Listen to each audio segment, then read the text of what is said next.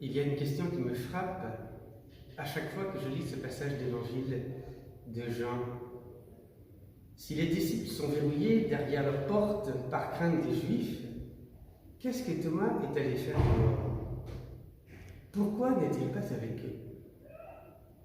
L'Évangile ne répond pas à cette question et dit simplement que Thomas n'était pas avec les disciples quand Jésus est apparu au milieu d'eux. Ce qui est important pour l'Évangile, c'est Jésus qui apparaît au milieu des disciples. Mais une chose est sûre, Thomas n'est pas un craintif. Il n'a pas peur d'aller dehors à cause des Juifs. Pourtant, Thomas, comme les autres, a besoin que Jésus vienne le rejoindre dans ses interrogations profondes. Il a besoin d'entendre Jésus lui dire « La paix soit avec vous », de voir les mains et le côté crucifié, et même de les toucher. Il a besoin de rencontrer en personne son Seigneur et son Dieu qui vient au milieu d'eux. Et c'est seulement à cette condition qu'il pourra trouver la véritable joie. Dans ce jour où nous fêtons la divine miséricorde, nous avons là deux dimensions fondamentales de cette miséricorde, la paix que Jésus ressuscité nous apporte et la béatitude qu'il veut nous donner. Thomas est donc finalement un disciple comme les autres, un peu plus téméraire sans doute. On lui reproche de ne pas avoir cru ses compagnons.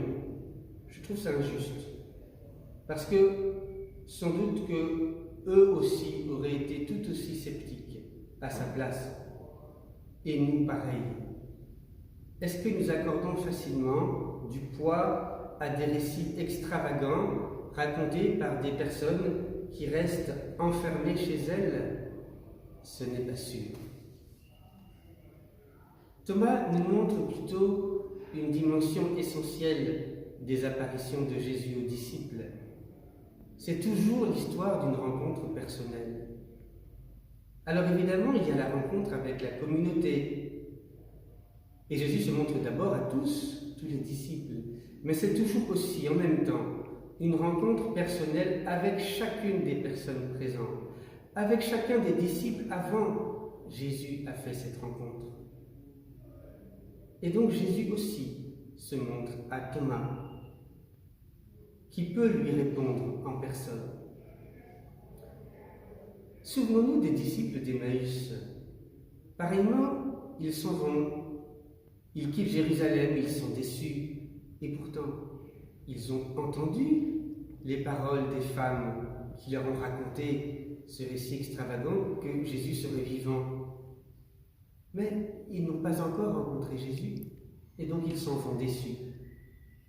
Ils vont attendre de le rencontrer en personne, de le voir se manifester à eux, de venir à eux.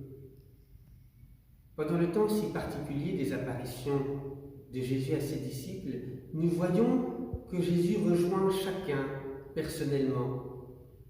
Ce n'est pas la parole des autres qui a décidé les disciples des Emmaüs ou qui a décidé Thomas. Ce qui provoque la foi, c'est toujours la rencontre personnelle avec Jésus. Alors est-ce que le récit de Thomas n'est valable que du temps des apparitions? Eh bien non. Il est important pour nous aujourd'hui pour nous rappeler ce qui est essentiel, que Jésus vienne nous rencontrer personnellement, chacun d'entre nous.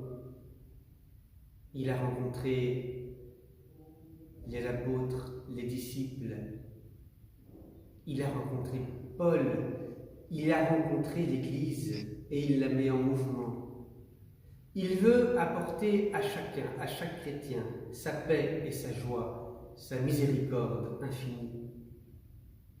Lui qui était vraiment crucifié, et Thomas a touché ses plaies, et qui est maintenant vivant, et Thomas le voit avec lui, et on se souvient qu'il mange du poisson. Jésus est vraiment ressuscité, et il nous promet le bonheur de la foi, la béatitude de la foi. Heureux ceux qui croient, mais sans avoir vu, parce que ce n'est pas cela l'essentiel, c'est d'avoir rencontré Jésus. Et le témoignage de l'Église et des chrétiens nous montre depuis 2000 ans que dans la force de l'Esprit Saint, oui, après les apparitions de Jésus, il y a de multiples manières de rencontrer Jésus. Jésus vient à nous à travers la prière, à travers la parole de Dieu, à travers les sacrements, à travers de multiples rencontres. Les témoignages sont très nombreux et à chaque fois Jésus vient lui aussi dans l'Esprit Saint nous rencontrer. Il attend toujours que nous aussi, nous puissions, comme Thomas, lui dire « Mon Seigneur et mon Dieu ». Amen.